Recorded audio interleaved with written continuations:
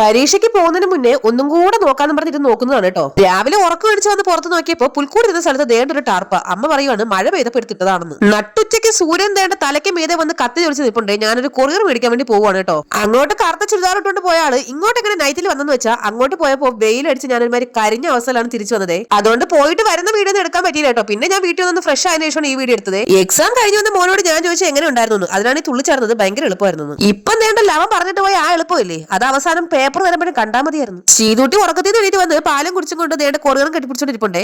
എനിക്ക് ഈ കത്തി കാണുമ്പോ ഓർമ്മ വരുന്നത് അറക്കൽ അവസാനം പറഞ്ഞ പോലെ കൈപ്പുഴ കുഞ്ഞപ്പന്റെ കൈയർത്തപ്പോ കട്ടച്ചോരാണ് വന്നെന്ന് പറഞ്ഞില്ലേ, അതാണ് കേട്ടോ. അങ്ങനെ ഒരുവിധം പെട്ടി തുറന്നപ്പോ എന്റെ പൊന്നു മക്കളെ ഞാൻ വല്ലാണ്ട് അങ്ങ് ഞെട്ടിപ്പോയി കേട്ടോ. എന്റെ അമ്മ ഈ പെട്ടിക്കകത്ത് ഒരു നട്ട്സ് കട കംപ്ലീറ്റ് ഉണ്ട്. ആദ്യം തന്നെ എന്റെ കയ്യിൽ കിട്ടിയത് ക്യാഷ് നോട്ടായിരുന്നു. രണ്ടാമത് കിട്ടിയത് ഡേറ്റ്സ് ആണ്, ഈത്തപ്പഴം. ചീതുന്റെ കൈ കൊടുത്തപ്പോ ഇത് എന്നാത്ത ചാനോന്ന് പറഞ്ഞ് നോക്കിയിരിപ്പുണ്ടേ.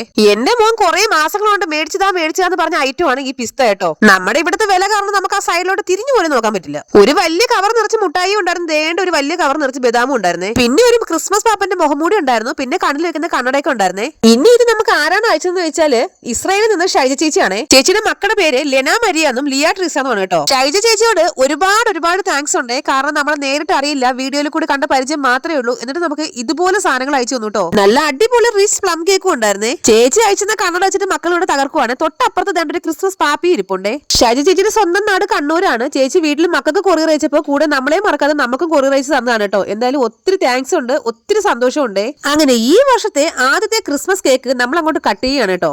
എന്റെ അമ്മയെ കേക്ക് എന്നൊക്കെ പറഞ്ഞാൽ ഇതാണ്, എന്തൊരു സോഫ്റ്റ് ആണ് ഈ കേക്ക്.